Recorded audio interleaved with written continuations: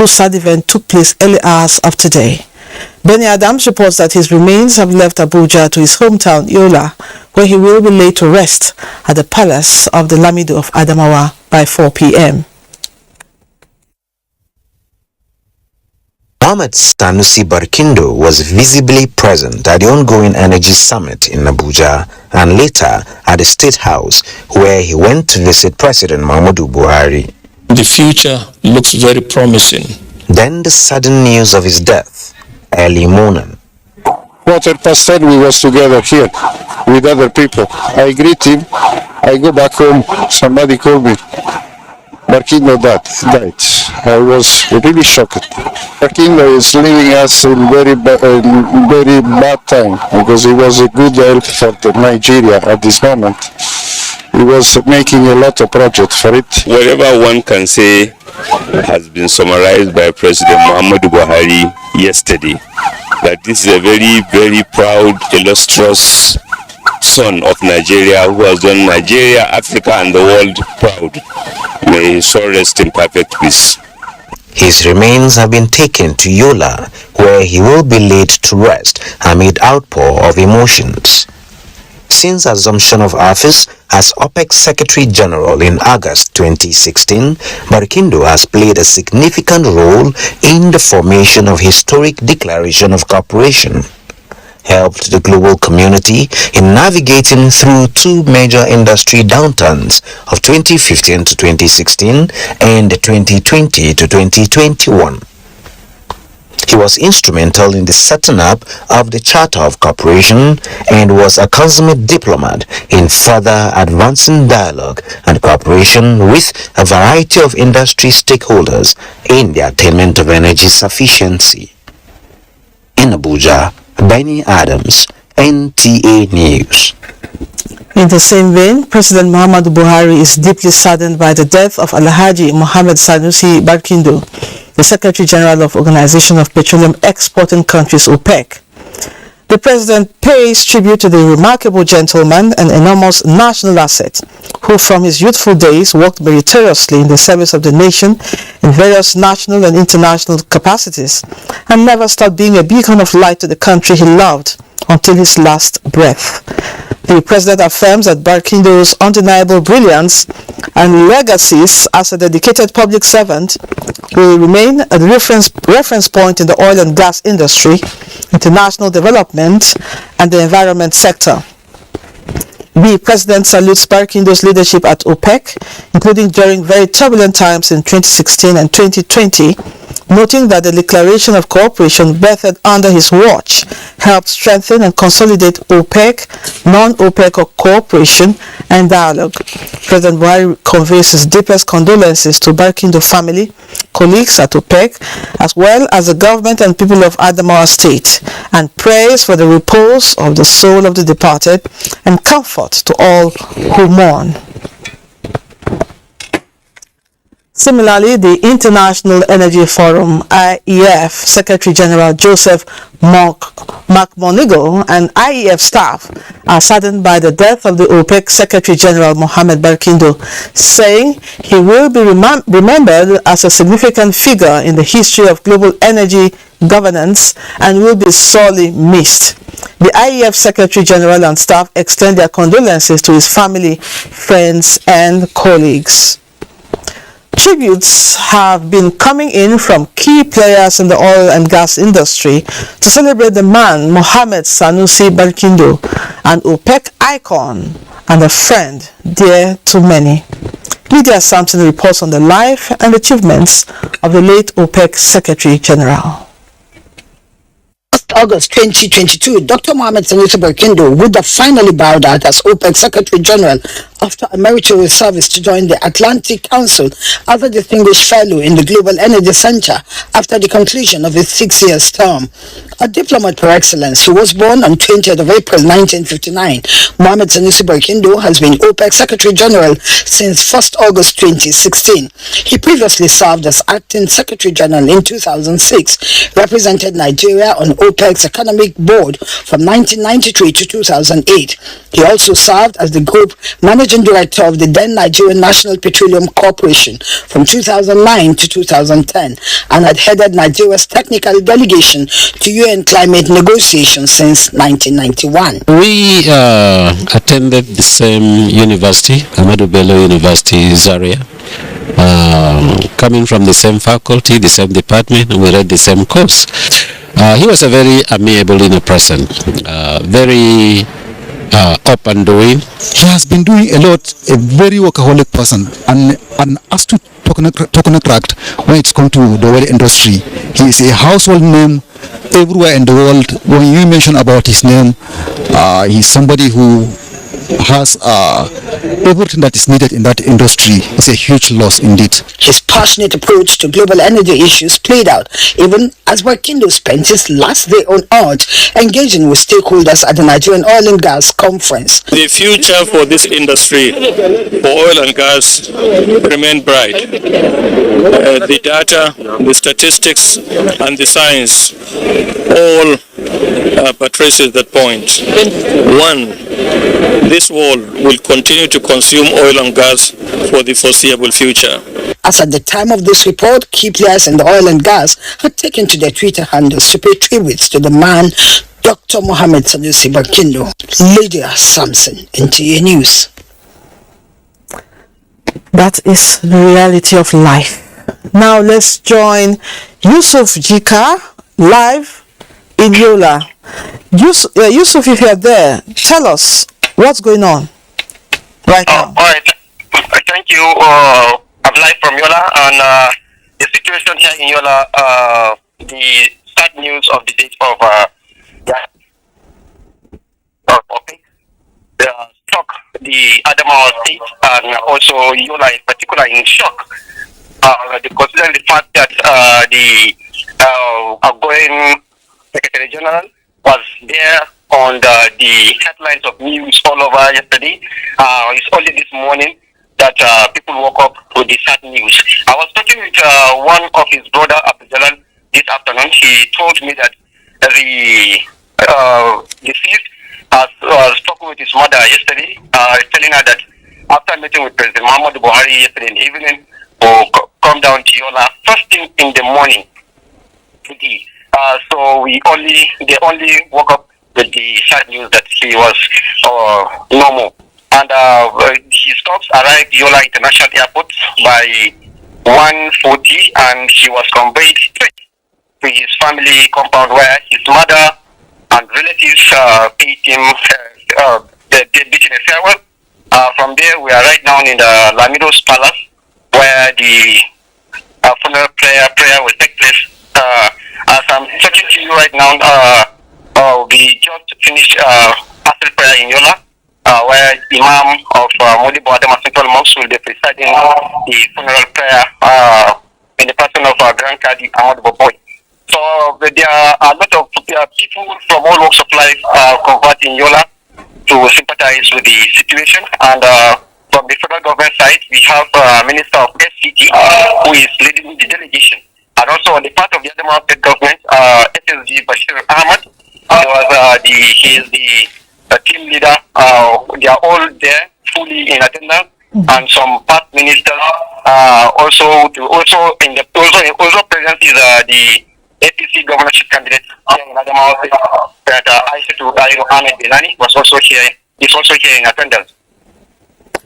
All right, thank you, Yusuf, for that update. It's really a sad development. In fact, the whole Nigerians mourn. Everybody is in a sad mood. Thank you for that update. We hope to hear more updates as the bulletin goes on. May his soul rest in peace. All right. Thank you very much.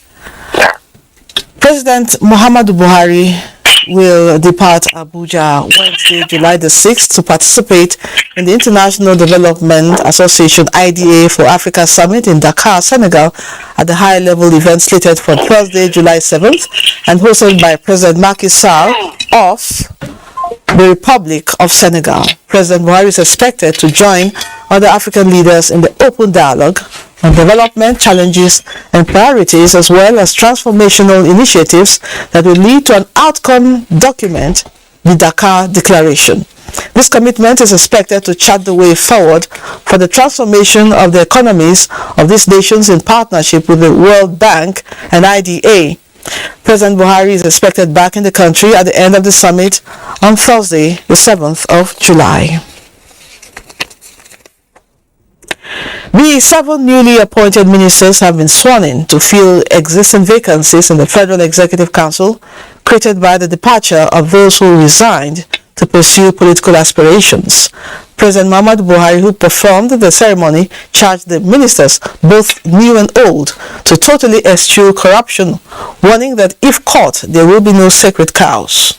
State House correspondent Adamu Sambu reports that the new appointees have already been assigned portfolios following a minor cabinet reshuffle announced by the president.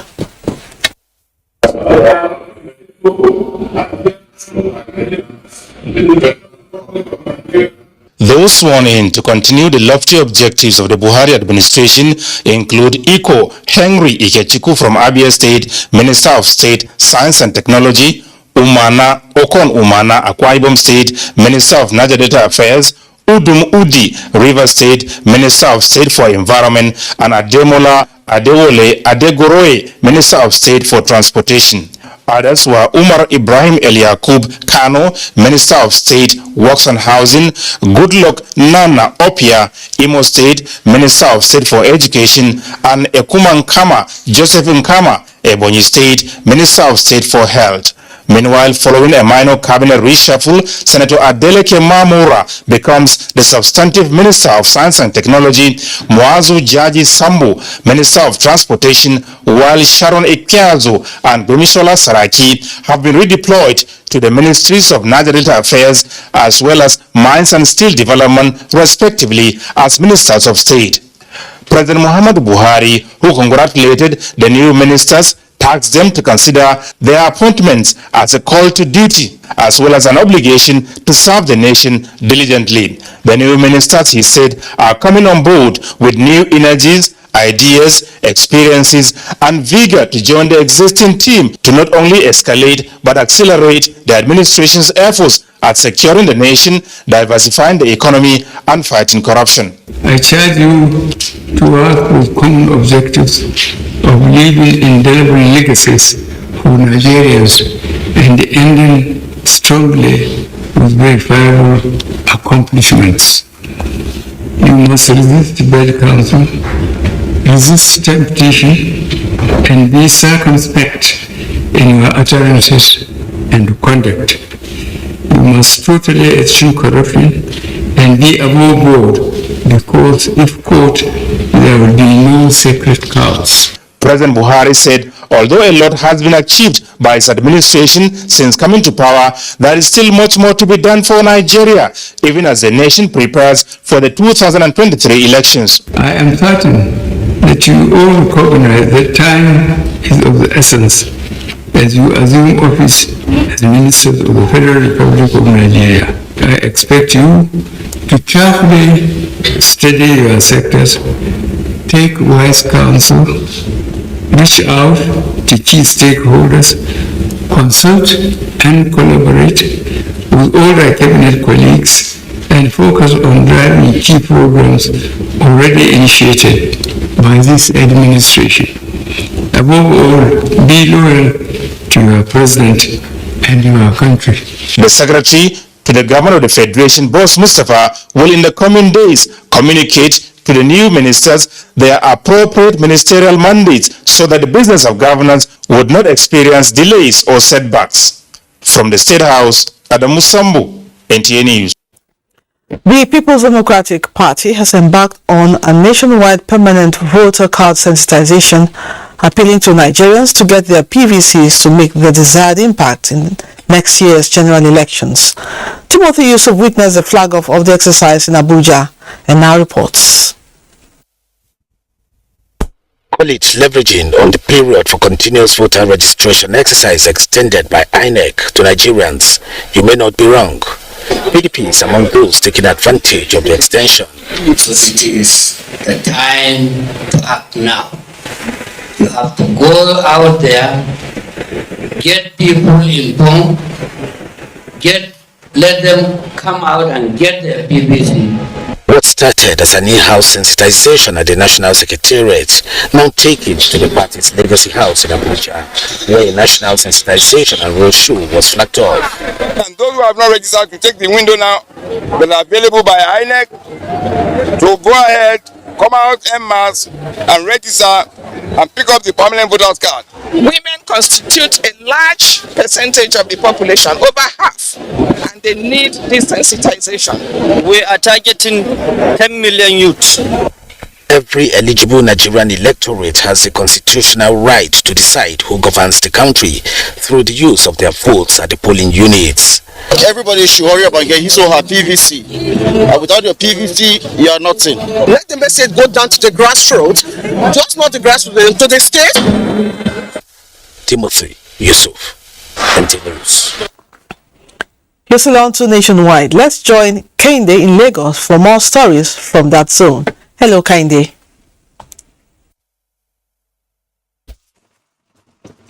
Hello, Lady. I'm glad to have you join us in Lagos. The Lagos State INEC Resident Electoral Commissioner Olusegun Agbaje has urged Lagosians to pick up their permanent voter cards at the designated locations in Lagos. Annie Daniels has details. The Lagos State INEC Resident Electoral Commissioner Olusegun Agbaje describes as worrisome the attitude of Lagosians towards collecting their permanent voter cards. Agbaje says that over 1 million PVCs are yet to be collected, adding that only 6,382 out of 34,242 PVCs were picked up after the continuous voter registration CVR in the first and second quarters of 2022. Agbaje found that this is just 18.6%. The PVCs that are out now, those who did election the first two quarters, I think between June last year and 14th of January this year. All those who registered between, let's say, from the middle of January to now, they are possible to come later. But all those registered largely the first two quarters, those who transferred, those whose PVCs were damaged and lost are reported, their PVCs are now in the 20 local government areas of Lagos State and all the local government areas of the Federation. Similarly, for the old PVCs, he says a total of 1,091,157 are still uncollected by their owners.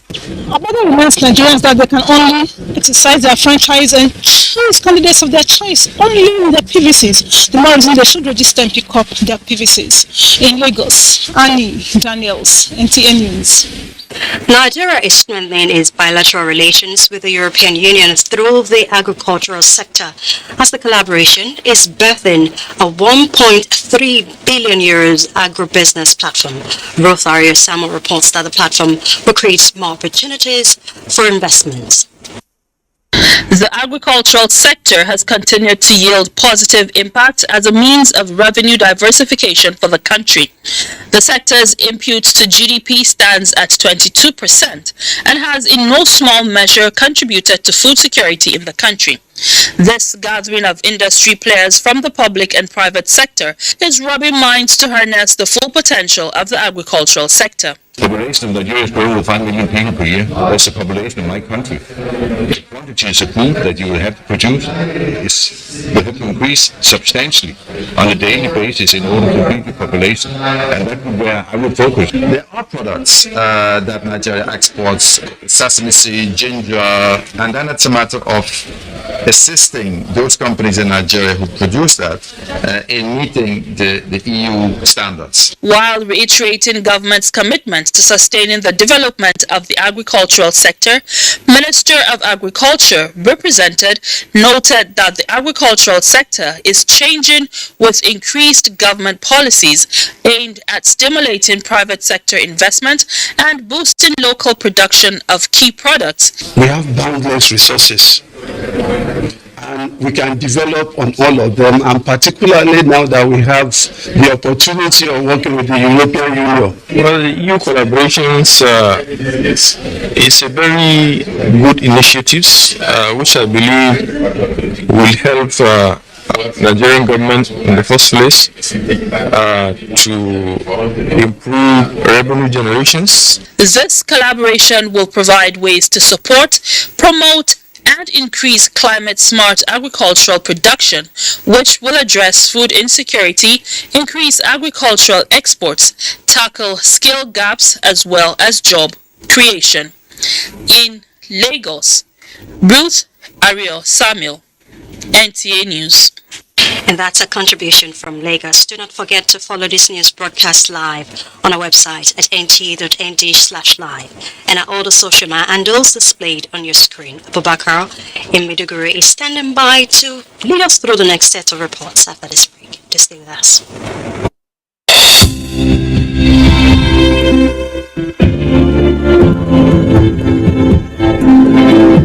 Have your PVC ready. Conduct yourselves orderly. Join the queue. Cast your vote secretly. Thumbprint correctly. Do not waste your vote. Do not sell your vote. Secure your future. If you sell your vote, you have sold good roads, electricity, water, education, good health care, etc. Be part of nation building. Cast your vote for honest candidates. Shun electoral violence. You could lose your life for nothing, for nothing, for nothing. This message is from the National Orientation Agency.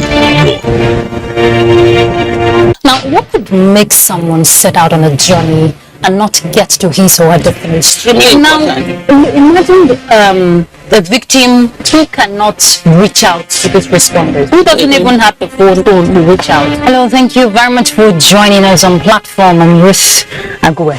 And the girl, especially if the girl is a minor, she's not yet 18 years. If she gets pregnant, realize that such girl is sent out of school and the boy is left in school. Just park to pick the call. So how much sensitization is the FRS? I don't agree. A lot of people are just deaf.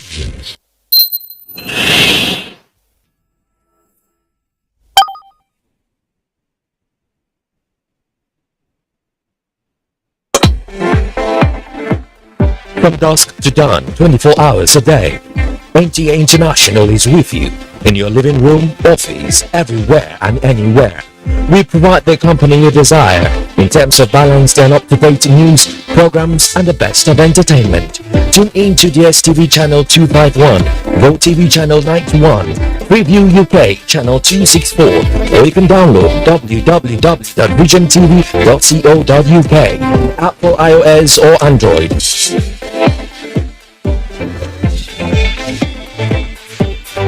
You can also see us on Facebook and YouTube for quality content on the go. NTA International, Africa's window to the world. Lalo! What's Lalo? Nigeria are the 9th champions in this competition. The 12th edition of the Africa Women's Cup of Nations is here with 12 teams including reigning champions and 9-time winners, Super Falcons of Nigeria, all in contention from July 2 to 23 in Rabat, Morocco. You can catch all the actions live on the NTA Network Service and NTA Sports 24, channel 270 on StarTimes, 434 on StarSat and 731 on Free TV. Come, join us to promote another championship run by the Super Falcons. For your advert placement, please call Hawa on 0803 312 1022.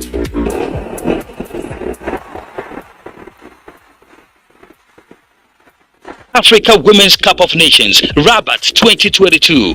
Game on!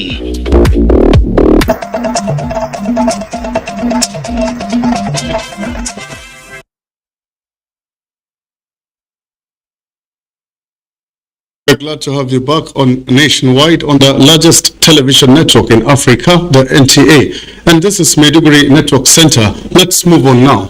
Ahead of the forthcoming trial census, National Population Commission, NPC, Borno State, has held a town hall meeting with stakeholders from central and northern senatorial zones. The interactive session, steered by the NPC Federal Commissioner for Borno, Barrister Isa Odubrote, provided clear understanding to critical stakeholders from the two senatorial zones on all issues relating to the pilot enumeration exercise that will prepare ground for a seamless 2023 census. Here are more details of the story.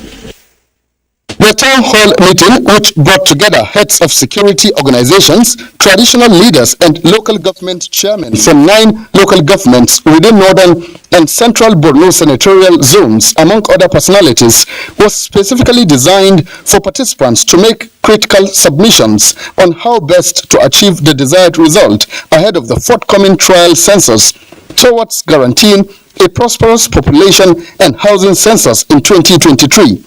Chief Host and Federal Commissioner, National Population Commission, Borno State, Isa Audu Buratai, described the participants as game changers in the activities of NPC, who can make a lot of difference on the organization's target, and commended Governor Babagana Umara for supporting all its programs for local and national development. The level of participation, the quality of participants, the people that have, all the local government chairmen are here from these selected local government areas, Borno North and Borno Central. We expect to succeed in the trial census leading to the real census. Questions, suggestions, comments and observations, especially on matters concerning security, took precedence during the event, where every issue raised was well attended to and clarified by senior officials of the NPC and other relevant stakeholders. Away from activities of the National Population Commission for now, towards entrenching sustainable peace and development, Borno State Government has inaugurated Committee on Repatriation and Return of Displaced Persons from Chad, Niger and Cameroon, as well as Management of Repentant Insurgents. The committee, which has the State Deputy Governor Umar Usman Kadafur as the chairman, was inaugurated by Governor Babagana Umar Zulum, in addition to Committee on Resettlement of Kudumbali and Mairari communities in Guzamala local government area. Mohammed Goni will now tell us more. The Committee on Repatriation of Displaced Persons from Borno in Chad, Niger and Cameroon, and the Management of Repentant Insurgents is akin to the one headed by the Vice President, Professor Yemi Osibanjo, with Governor Zulum as the Vice Chairman.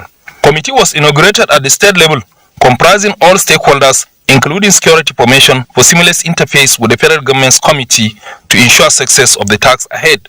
The Repatriation and Management of Repentant Insurgents Committee has been mandated to, among other things, advise government, repatriate and return displaced persons of Borno extraction from Chad, Niger and Cameroon, manage surrendered insurgents, their arrival, feeding, accommodation and reintegration into the society. Right now, all the 3 camps are full.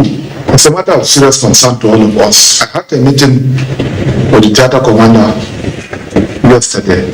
I've directed him to look into the possibility of establishing additional bigger camp. Governor Zulum said inauguration of Committee on Resettlement of Budumbali headquarters of Guzamala local government area and Mairari community was in line with President Muhammadu Buhari's directive for speedy resettlement of all communities declared safe for habitation.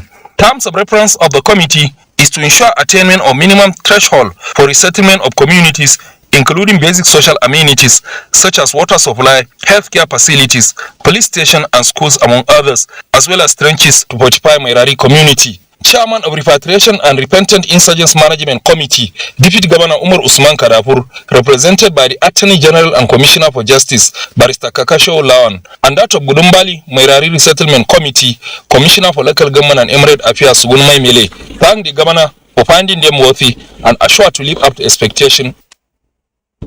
In Maiduguri, Mohammed Goni, NTA News. If you're just joining us, you're on to Nationwide on Africa's Window to the World, the Nigerian Television Authority. Let us at this point return to Lydia in Abuja for more reports for us this evening. So Lydia. Thank you very much. More than 300 escapees from the Kuje Medium Custodial Center have been rearrested following Tuesday's jail attack, in which about 600 inmates, including Boko Haram terrorists, were released. Minister of Defense Bashir Magashi gave this update during an on-the-spot assessment of the facility. Victor Azul reports. Nigerians have become familiar with jail attacks in recent times. Available data suggests that there have been 15 successful such attacks in the last 5 years. Through it all, the Kuje Medium Custodial Center had been a fortress. That seeming invincibility has now been violated, and rudely so. the signs are telling. The people who came to do these activities, from the records, we believe that they belong to a particular group, and most likely they are Boko Harams, because we have sizable number of Boko Harams that are in detentions, and presently we could not locate any of them. Only number, I think there are about 64 that is in the prison, and none of them now is available. They have all escaped. An officer of the Nigeria Security and Civil Defense Corps paid the supreme price. A few others are hospitalized and several vehicles damaged. They came very, very determined. They came in with high explosives. The initial entry attempt was unsuccessful with a very high-grade explosive, but they couldn't break it. Then they attacked another section of the wall with even higher-grade explosive, which brought the wall down. And the forces on ground did everything they could to repel them within the forces, but the numbers they came with was a very high number in which they were not able to defend against. Like in previous cases, society now has to contend with the fear of locking fugitives. Many of them have returned. They have reported themselves to the police. Some have returned. Some we have successfully retrieved from the bushes where they're hiding. And right now, at least we have retrieved about 300 out of about 600 that's out of the jail cells, and the retrieval is going on. We receive reports that there are still about 50-60 that have been intercepted. This jail attack has come at a significant cost: loss of life, injuries to personnel, and damage to property. But one more thing to worry about is the steady release of hardened criminals into society. In Abuja, Victor Azu, NTA News.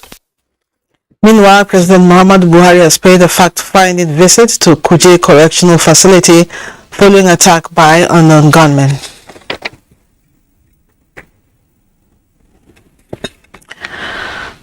To talk more on this unfortunate incident, I have with me in the studio Rekpene Basi, a security specialist. Thank you for joining us on Nationwide. My pleasure. Thank you very much.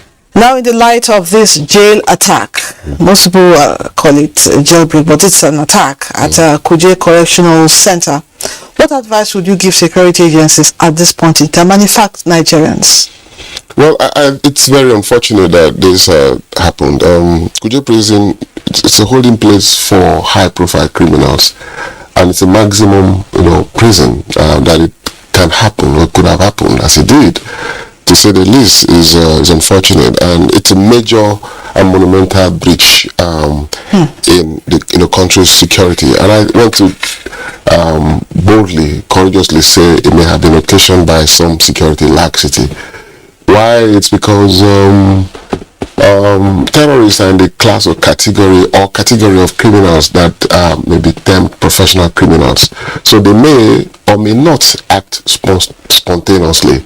Usually they'll plan the attack. What that means is that this plan may have gone on for a while. So advice. I thought I should give this background before I prefer some advice. The advice is for security to up its game, to recalibrate, for security to be more up and doing. For example, I want to believe that the system ought to have, given the fact that it's a maximum prison, the intelligence, system of that,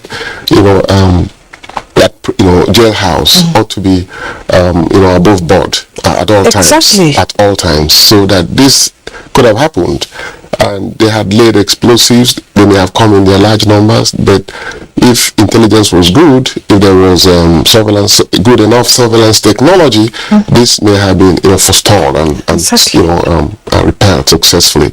So my advice is that whatever we didn't do well, we need to start doing them well. In terms of security intelligence. But must we always wait for things to happen? Unfortunately, we are usually very active when it comes to security instead of being proactive. I mean, how do you imagine that, they had, according to information available, laid out explosives around, the place, and before they started to detonate them. So, and in this environment, there could have been sufficient, physical security deployment. If that was backed up by, good enough security intelligence, then this shouldn't have happened. So it's a sad commentary that we are almost always usually reactive when we should be, proactive. Yeah, unfortunately. Well, I don't know what more to say. Any final words?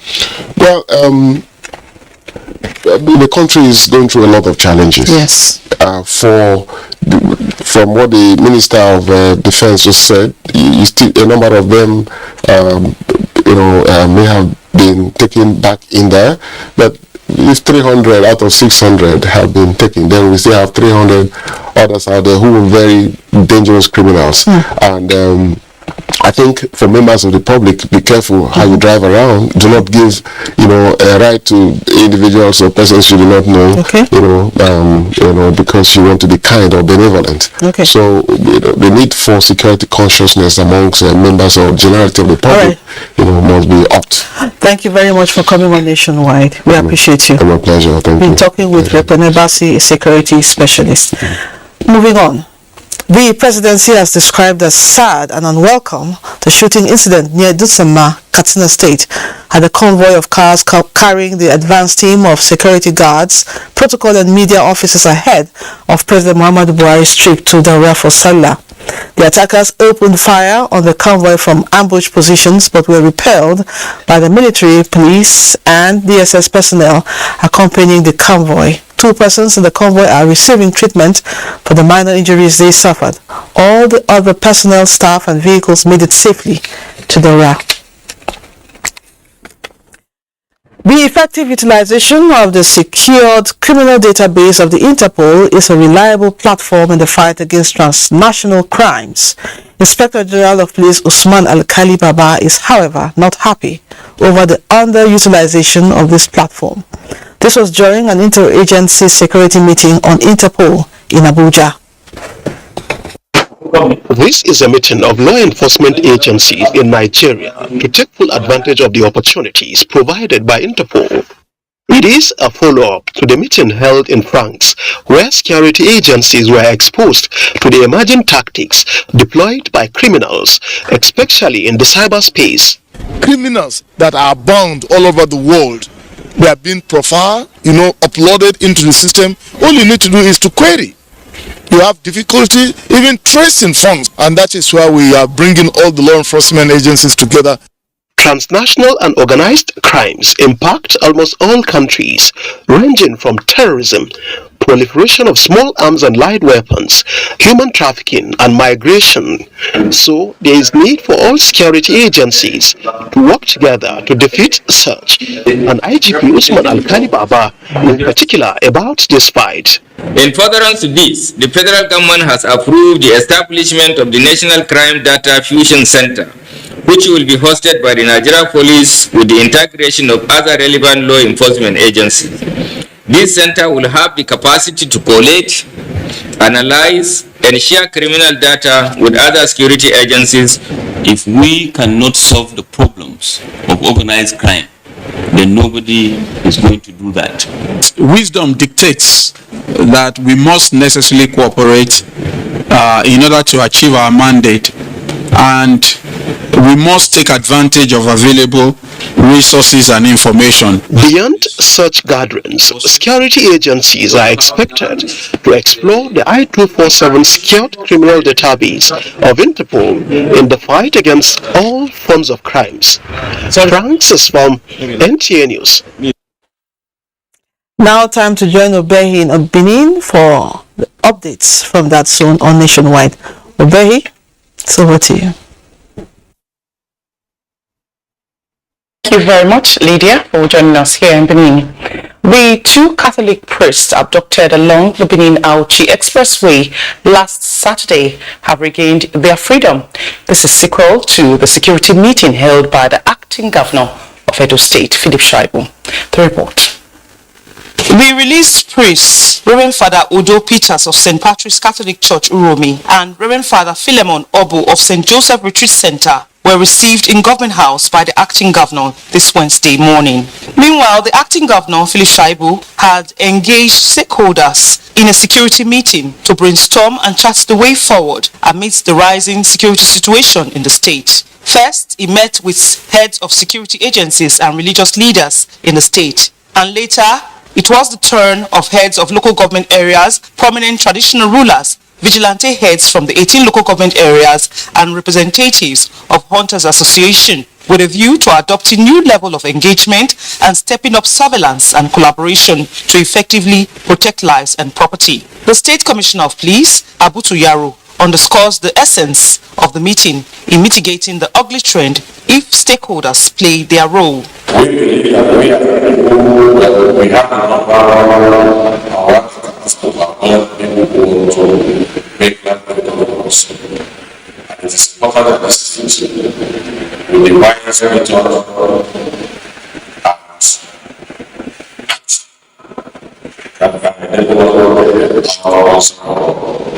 At the end of the meeting, the acting governor, Philip Shaibu, briefed newsmen. The meeting has been very fruitful, and we've gotten new things which we are going to add to the new security architecture that we are upgrading, and we are confident that with the consultations that we have done so far, Edo will be too hot for these criminals.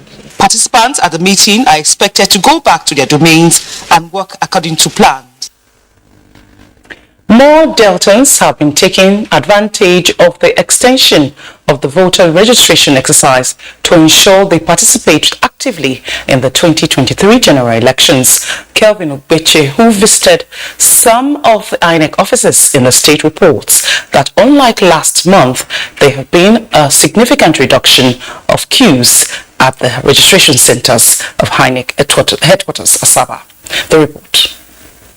Since INEC extended the continual voter registration exercise indefinitely last week, the number of registrants for the exercise has reduced drastically.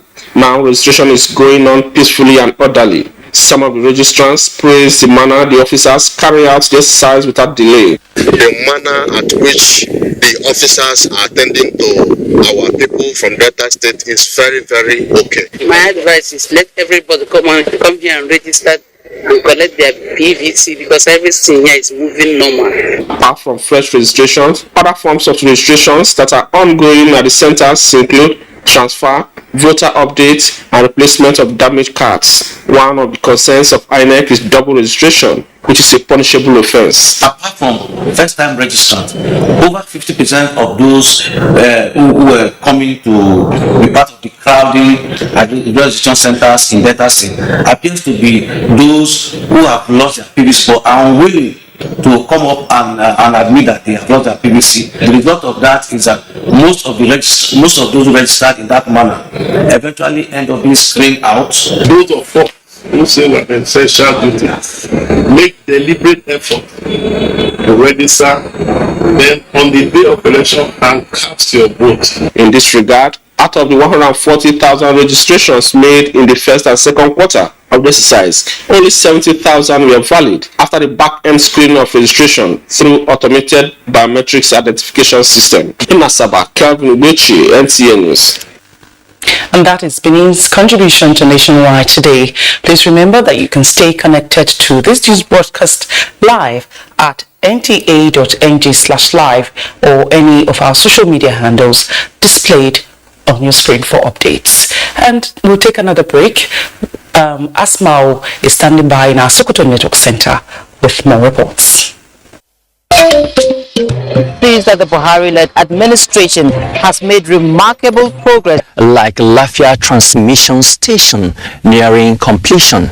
Africa does not need charity, but partnerships that will promote the adequate investment with the cooperation of all.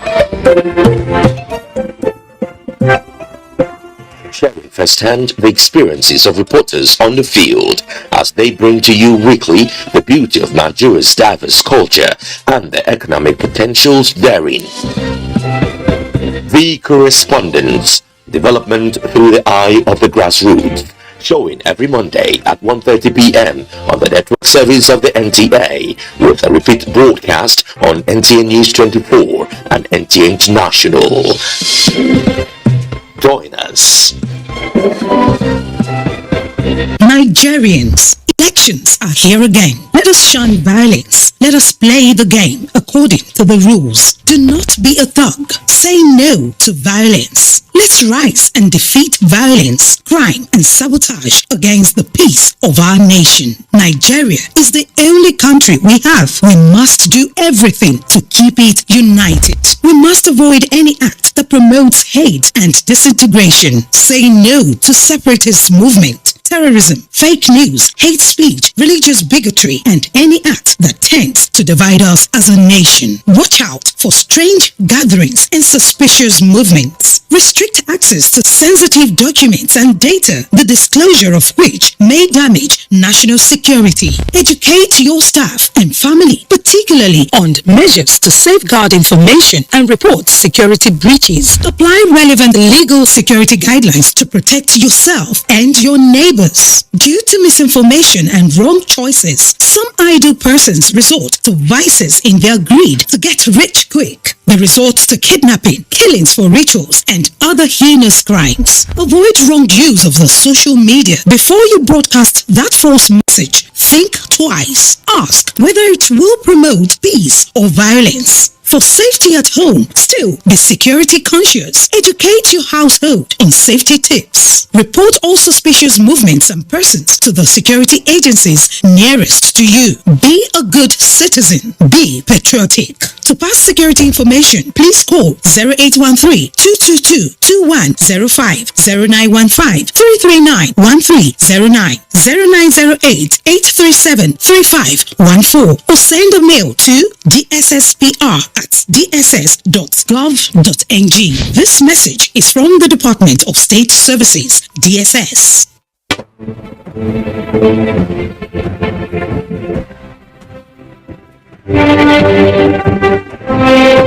Engage your team this summer at Digitest 2022, an annual ICT creative camp and competition for young minds of ages 8 to 18. With the theme Connecting Technology, Energy and Climate. Date Saturday, August 13 to Sunday, August 21st, 2022. Venue, Top Faith International Secondary School, Mpatak, Akwa Ibom State. For registration, visit www.digitalpairs.org. For information and inquiries, call 0807-782-3307 or 0807-782-3308. For more updates, follow us on social media, Facebook, Instagram, Twitter, and link it at Digital Pairs. Digitest is brought to you by Digital Pairs International in collaboration with the Akwa Ibom State Government.